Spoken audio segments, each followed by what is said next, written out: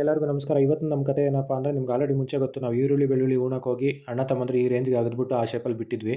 ಆಮೇಲೆ ನೆಕ್ಸ್ಟ್ ದಿನ ಇಬ್ಬರು ಬಿಸಿ. ಅವನು ಫಸ್ಟ್ ಶಿಫ್ಟ್ ಕೆಲಸ ಮುಗಿಸ್ಕೊಂಡು ಬಂದ. ಆಮೇಲೆ ನನಗೂ ಸ್ವಲ್ಪ ಆಫೀಸ್ ಕೆಲಸ ಇತ್ತು. ಮತ್ತು ಸಂಜೆ ಒಂದು 4 ಗಂಟೆ ಸುಮಾರಿಗೆ ಹೋದ್ವಿ. ಇವತ್ತೇನಾರ ಮಾಡಿ ಎಲ್ಲ ಫಿನಿಷ್ ಮಾಡಲೇಬೇಕು ಅಂತೇಳ್ಬಿಟ್ಟು ನಾವು ಬೇಗ ಬೇಗ ಆಗಿಬೇಕು ಅಂತೇಳ್ಬಿಟ್ಟು ಕೆಲಸ ಮಾಡ್ತಾಯಿದ್ರು. ಅದ್ರಲ್ಲಿ ಸೆಂಟ್ರಲ್ಲಿ ಇವನು ಪ್ರೀತಮ್ ಒಬ್ಬ ಬಂದು ಏನೇನೋ ತೀಟ್ಲೆಗಳು ಮಾಡ್ತಿದ್ದ. ಅವ್ನು ಸಂಜೆ ಬೇರೆ ಇವತ್ತು ಬರ್ಡೇ ಇತ್ತು. ನಾವು ಅವ್ನ ಬರ್ಡೇಗೆ ಹೋಗಬೇಕು, ಅಲ್ಲಿ ಡೆಕೋರೇಷನ್ ಮಾಡಬೇಕು ಅಂತ ಅವ್ರ ಅಪ್ಪ ಅಮ್ಮ ಹೇಳಿದರು. ಅದಕ್ಕೆ ಸ್ವಲ್ಪ ಬೇಗ ಬೇಗ ಮುಗಿಸೋಣ ಅಂದರೆ ಇವನು ಕ್ವಾಟ್ಲೆ ಕೊಡ್ತಿದ್ದ ನಮಗೆ. ನೋಡಿ ನಾವು ಅಗೆಯೋದು ಈ ರೇಂಜ್ಗಿತ್ತು, ನೋಡಿ ಎಂಜಾಯ್ ಮಾಡಿ. ಒಂಚೂರು ಮ್ಯೂಸಿಕ್ ಕೊಡೋಣ ಅಂದ್ಕೊಂಡೆ, ಬಟ್ ನನ್ನ ವೀಡಿಯೋದಲ್ಲಿ ಇರೋ ಆ ನ್ಯಾಚುರಲ್ ಆಗಿ ಬರ್ತಾ ಇರೋ ಸೌಂಡ್ಸೇ ಚೆನ್ನಾಗಿತ್ತು. ಅದಕ್ಕೆ ನೀವು ಕೇಳಿಸ್ಕೊಂಡು ಎಂಜಾಯ್ ಮಾಡಲಿ ಅಂತೇಳ್ಬಿಟ್ಟು ಯಾವುದೇ ಮ್ಯೂಸಿಕ್ ಹಾಕ್ತೀರಾ ಹಂಗೆ ಬಿಟ್ಟಿದ್ದೀನಿ ನೋಡಿ.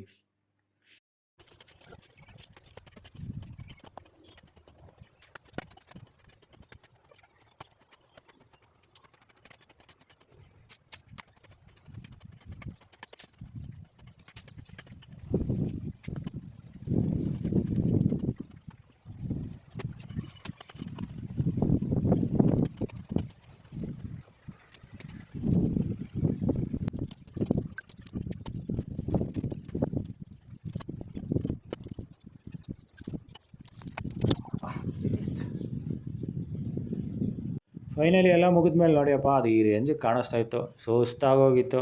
ಸರಿ ಅಂತ ಮನೆ ಕಡೆಗೆ ಹೊರಟ್ವಿ. ಇವತ್ತಿನ ದಿನ ಮುಗೀತು. ನಾಳೆ ಏನೇನಾಯಿತು ಅಂತ ಇದೇ ವೀಡಿಯೋದಲ್ಲಿ ಕಂಟಿನ್ಯೂ ಆಗುತ್ತೆ ನೋಡಿ. ಎದ್ದು ಕೆಳಗಡೆ ಹೋಗೋಷ್ಟರಲ್ಲಿ ಆಲ್ರೆಡಿ ನಮ್ಮ ಅಮ್ಮದು ಒಂದೇ ಡೈಲಾಗು, ಮನೇಲಿ ತರಕಾರಿ ಇಲ್ಲ, ತೋಟಕ್ಕೆ ಹೋಗ್ಬಿಟ್ಟು ನುಗ್ಗೆಕಾಯಿ ಇದ್ದಾವೇನೋ ಕಿತ್ಕೊಬರೋದು ಅಂತ. ಅಲ್ಲೋಗಿ ನೋಡ್ತೀನಿ ಎಲ್ಲ ಬಲ್ತೋಗಿದ್ವು. ಲಾಸ್ಟ್ ಒಂದು 5-6 ಸಿಕ್ಕಿದ್ವು, ಅವನೇ ಕಿತ್ಕೊಂಡು ಬಂದೆ. ಇವನು ಪ್ರೀತಮ್ ಬೇರೆ, ನಾನು ಎಲ್ಲೋದ್ರೂ ನಾನು ಹಿಂದೆನೇ ಬರ್ತಾನೆ ಮಾಮ, ನಾನು ಬರ್ತೀನಿ ಅಂತ. ಸರಿನಪ್ಪ ಅಂತ ಅವನು ಹಂಗೆ ಕರ್ಕೊಂಡು ಮನೆಗೆ ಬಂದು ಆಮೇಲೆ ನಮ್ಮಮ್ಮ ಅಂದರು ಆಲ್ರೆಡಿ ಈರುಳ್ಳಿ ಬೆಳ್ಳುಳ್ಳಿ ಉಣೋ ಹತ್ರ ಅಪ್ಪ ಹೋಗಿದ್ದಾರೆ, ಎಲ್ಲ ಗೊಬ್ಬರ ಚೆಲ್ತಾ ಇರ್ತಾರೆ, ಅಲ್ಲೋಗಿ ಹೆಲ್ಪ್ ಮಾಡೋದು ಅಂತ. ಅಲ್ಲೋಗಿ ನೋಡೋಷ್ಟರಲ್ಲಿ ಆಲ್ರೆಡಿ ನಮ್ಮ ಅಪ್ಪ ಎಲ್ಲ ಗೊಬ್ಬರ ಚೆಲ್ಬಿಟ್ಟು ಕಾಲುವೆ ಕ್ಲೀನ್ ಮಾಡ್ತಾಯಿದ್ರು, ನೀರು ಕಾಲುವೆ ತೆಗಿತಾಯಿದ್ರು. ಸರಿ ಅಂತ ಹೇಳ್ಬಿಟ್ಟು ನಾನು ಅದನ್ನೊಂದು ಸ್ವಲ್ಪ ಹಂಗೆ ವೀಡಿಯೋ ಮಾಡ್ಕೊಂಡು, ನಮ್ಮ ಅಪ್ಪ ಬೇರೆ ಸ್ವಲ್ಪ ಜೋರು.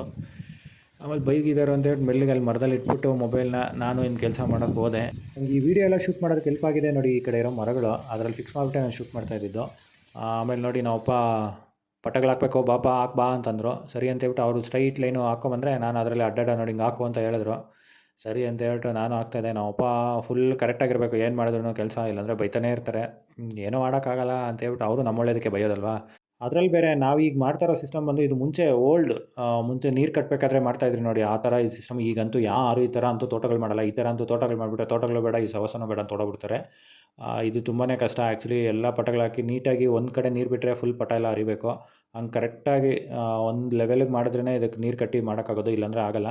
ಅದ್ರಲ್ಲಿ ನಮ್ಮಪ್ಪ ಹತ್ರ ಅಂತೂ ಕೆಲಸ ಮಾಡಿ ಸೈ ಅನ್ಸ್ಕೊಳೋದೈತಲ್ಲ ಅಪ್ಪ, ಅದು ಭಾರಿನೇ ಕಷ್ಟ. ನೀವು ಹೆಂಗೇ ಮಾಡಿದ್ರು ಅದರಲ್ಲಿ ಏನಾದರೂ ಒಂದು ಹೇಳ್ತಾರೆ. ನಾನು ಕಡೆಗೆ ಹೆಂಗೆಂಗೋ ತಲೆಗೆ ಇರ್ಕೊಂಡು ಸರಿ ಆಯ್ತಿರಲಿ ಬೈತಾ ಇರೋ ಅಂದ್ಕೊಂಡು ನಾನು ಮಾಡ್ತಾನೇ ಇದ್ದೆ.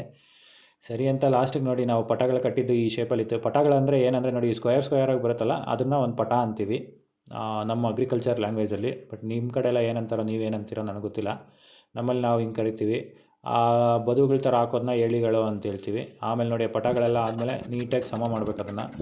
ನೀರು ಒಂದು ಸೈಡ್ ಬಿಟ್ಟರೆ ಕರೆಕ್ಟಾಗಿ ಲಾಸ್ಟ್ವರೆಗೂ ಹರ್ಕೊಂಡು ಹೋಗ್ಬೇಕು, ಆ ಥರ ಮಾಡಿರಬೇಕು. ಏಳಿಗಳನ್ನೆಲ್ಲ ನೀಟಾಗಿ ಸಮ ಮಾಡ್ಕೊಬೇಕು. ಏಳಿಗಳಂದರೆ ಅದೇ ಅಲ್ಲಿ ನಾವು ಬದು ಥರ ಹಾಕಿದ್ವಲ್ಲ ಅದನ್ನೇ ಏಳಿಗಳು ಅಂತೀವಿ. ನೀಟಾಗಿ ಸ್ವಲ್ಪ ಹೈಟ್ ಮಾಡಿಕೊಂಡು, ನೀರು ಬಿಟ್ಟಾಗ ಏನು ಒಂದರಿಂದ ಒಂದಕ್ಕೆ ಹೋಗಬಾರ್ದು ಅಂತ ಅದನ್ನು ಸ್ವಲ್ಪ ಹೈಟಾಗಿ ಇದು ಮಾಡಿಕೊಂಡು ಸೆಂಟ್ರಲ್ಲೆಲ್ಲ ಸಮ ಮಾಡಿರ್ತೀವಿ. ಅದಾದಮೇಲೆ ನಮ್ಮಪ್ಪ ಮೇಯ್ನ್ ನೀರು ಬಿಡೋವಂಥ ಕಾಲುವೆ ತೆಗಿತಾಯಿದ್ರು ನೋಡಿ. ಕಾಲುವೆನ ಯಾವ ರೀತಿ ಮಾಡ್ತಾರೆ ಅಂತ ನೋಡಿ. ಕ್ಲೀನಾಗಿ ಎರಡೂ ಕಡೆನೂ ಮಣ್ಣು ಹಾಕ್ಕೊಂಡು ಈ ಥರ ಇಟ್ಕೊಂಡು ಹೋಗ್ಬೇಕು. ಇದೆಲ್ಲ ಓಲ್ಡ್ ಸಿಸ್ಟಮ್ ಆ್ಯಕ್ಚುಲಿ. ಮುಂಚೆ ನೀರು ಕಟ್ಟಬೇಕಾದ್ರೆ ಯಾವ ರೀತಿ ಮಾಡ್ತಾಯಿದ್ರು ಅದು. ಆವಾಗಿನ ಅಗ್ರಿಕಲ್ಚರ್ ಸಿಸ್ಟಮ್ ಅಂತೂ ಹೆವಿ ಕಷ್ಟ ಇತ್ತು. ಇವಾಗಿನ ಥರ ಈಗಲಾದರೂ ಪೇಪರ್ ಹಾಕ್ಬಿಟ್ಟು ಡ್ರಿಪ್ ಪೈಪ್ ಎಳೆದು ತೋಟ ಮಾಡ್ತಾರೆ. ಆವಾಗ ಅದೆಲ್ಲ ಏನಿರಲಿಲ್ಲ, ಎಲ್ಲ ಇದೇ ರೀತಿ ಮಾಡ್ತಾಯಿದ್ದಿತ್ತು. ಅದು ಫುಲ್ ಕಾಲುವೆ ಎಲ್ಲ ಮಾಡಿದಾದ್ಮೇಲೆ ಯಾವ ಥರ ಕಾಣ್ತಾ ಇತ್ತು ಅಂತ ನೀವು ಇಲ್ಲಿ ನೋಡ್ಬೋದು. ಅದಾದಮೇಲೆ ನೆಕ್ಸ್ಟು ಇನ್ನೂ ಒಂದು ಮೂಟೆ ಕೋಳಿ ಗೊಬ್ಬರ ಇತ್ತು, ಅದನ್ನೆಲ್ಲ ಪಟಗಳಿಗೆ ಚೆಲ್ಲಬೇಕು ಅಂತಂದರು. ಆಮೇಲೆ ನಾನು ಬಟ್ಲಲ್ಲಿ ಎತ್ಕೊಂಬಂದು ಅದನ್ನೆಲ್ಲ ನೀಟಾಗಿ ಪಟಗಳಿಗೆ ಚೆಲ್ಲಿದೆ. ಅವರು ಫುಲ್ ಇನ್ನೂ ಅಷ್ಟು ಮಾಡ್ತಾನೇ ಇದ್ದರು. ಅವ್ರಿಗೊಂಥರ ಎಷ್ಟು ಮಾಡಿದ್ರೂ ಇನ್ನೂ ಅಲ್ಲೆಲ್ಲೋ ಒಂದು ಡಿಫೆಕ್ಟ್ ಇದೆ, ಅಲ್ಲೊಂದು ಡಿಫೆಕ್ಟ್ ಇದೆ ಅಂತ ಮಾಡ್ತಾನೇ ಇರ್ತಾರೆ. ಸರಿ ಮಾಡು ಅಂತ ಹೇಳ್ಬಿಟ್ಟು ನಾನು ಗೊಬ್ಬರ ಹಾಕ್ತಾನೇ ಇದ್ದೆ. ಗೊಬ್ಬರ ಎಲ್ಲ ಚೆಲ್ಲಿದಾದ್ಮೇಲೆ ಲಾಸ್ಟಿಗೆ ನೋಡಿ ಅದು ಈ ರೇಂಜಿಗೆ ಕಾಣಿಸ್ತಾ ಇತ್ತು. ಸರಿ ಅಂತ ಹೇಳ್ಬಿಟ್ಟು ನಮಗೂ ಟೈಮ್ ಆಗಿತ್ತು 11:30 ಬೆಳಗ್ಗೆ. ಇನ್ನೂ ಊಟ ತಿಂದಿರಲಿಲ್ಲ, ಏನಿಲ್ಲ. ನಮ್ಮ ಮನೆಗಳಲ್ಲಿ ಟಿಫನ್ ಅಭ್ಯಾಸ ಎಲ್ಲ ಏನಿರಲ್ಲ, ಒಂದೇ ಸತಿ ಮುದ್ದೆ ಊಟ ಮಾಡೋದು. ಸರಿ ಅಂತ ಊಟ ಮಾಡೋಣ ಅಂತ ಮನೆಗೆ ಹೋಗಿದ್ವಿ. ಮನೆಗೆ ಹೋಗಿದ ತಕ್ಷಣ ನಮ್ಮಮ್ಮ ಏನು ಮಾಡಿದರು ಅಂತ ನೋಡೋಣ. ರಾಗಿ ಮುದ್ದೆ, ಸೊಪ್ಪು, ಉಪ್ಪಿನಕಾಯಿ, ತುಪ್ಪ. ರಾಗಿ ನಮ್ಮ ತೋಟದಲ್ಲೇ ಬೆಳೆದಿರೋವಂಥದ್ದು, ನಮ್ಮ ತೋಟದಲ್ಲೇ ಬೆಳೆದಿರೋ ಸೊಪ್ಪು, ನಮ್ಮ ಮನೇಲೇ ಮಾಡಿರೋವಂಥ ತುಪ್ಪ, ನಮ್ಮ ತೋಟದ ಮರದಲ್ಲೇ ಬಂದಿರೋ ನಲ್ಲಿಕಾಯಿದು ಉಪ್ಪಿನಕಾಯಿ.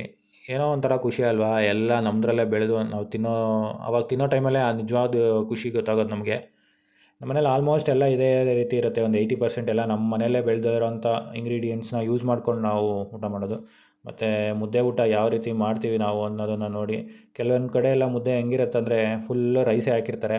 ಅವ್ರಿಗೆ ನಾನು ಹೇಳೋದು ಏನಂದರೆ, ಸುಮ್ಮನೆ ಏನಕ್ಕೆ ನೀವೆಲ್ಲ ಮುದ್ದೆ ತಿನ್ನೋದು, ರೈಸೇ ತಿಂದ್ಬಿಟ್ರೆ ಸಾಕಲ್ವ ಅಂತ.